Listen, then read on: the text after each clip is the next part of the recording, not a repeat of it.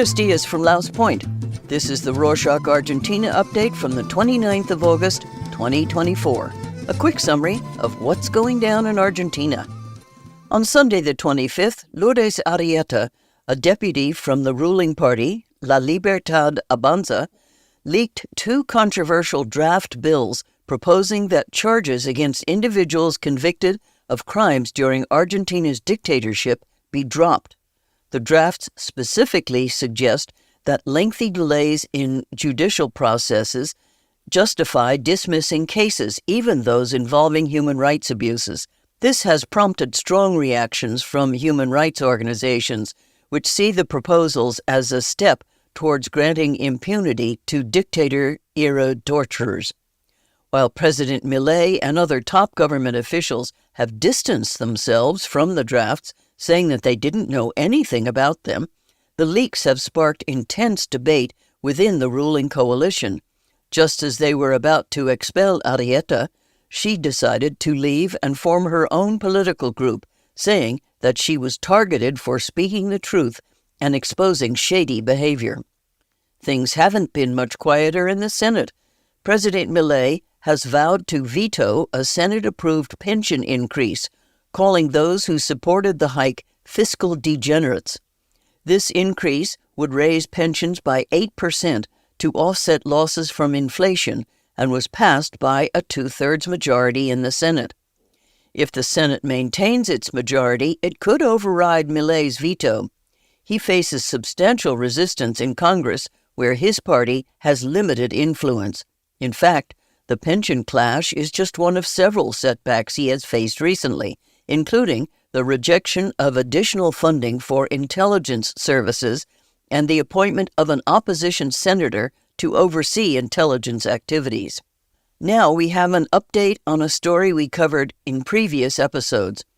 Contrary to recent statements that the Red SUBE program would end in September, the government has announced that it will continue for trains and buses, offering fare discounts for passengers who use multiple forms of public transportation within a 2-hour window.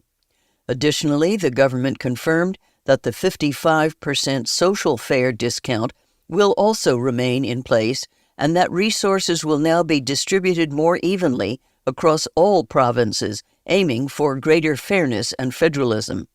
In other news, the U.S. Embassy in Buenos Aires has issued a travel alert for visitors following an increase in Black Widow cases, incidents where women drug and rob their targets, often after meeting them in bars or through dating apps.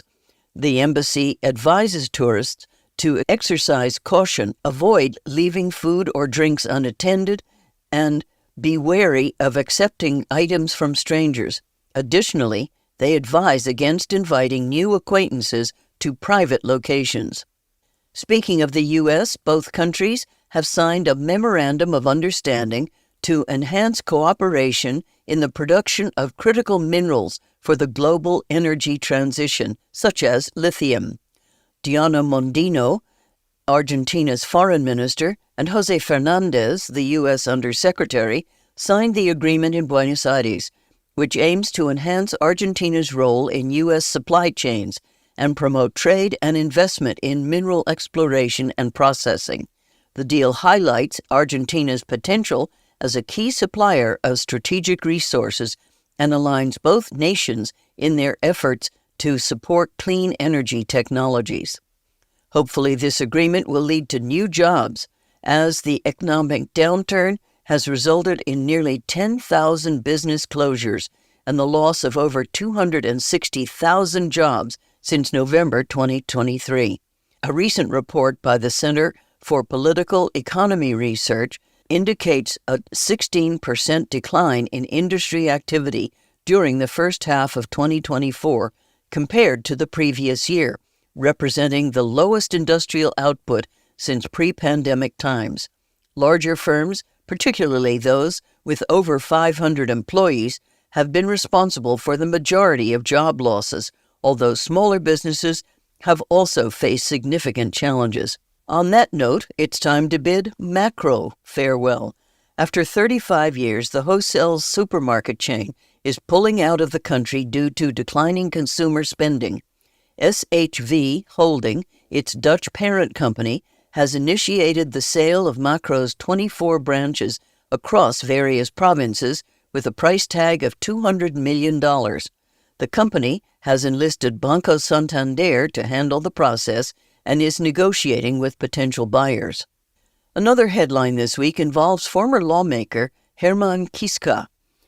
Authorities are actively searching for him as he faces international charges related to child pornography. The Misiones provincial legislature expelled Kiska and issued an international arrest warrant for him due to possession and distribution of nearly 600 explicit images involving minors. So far, he has managed to evade capture, with reports suggesting he may have crossed into Paraguay or Brazil.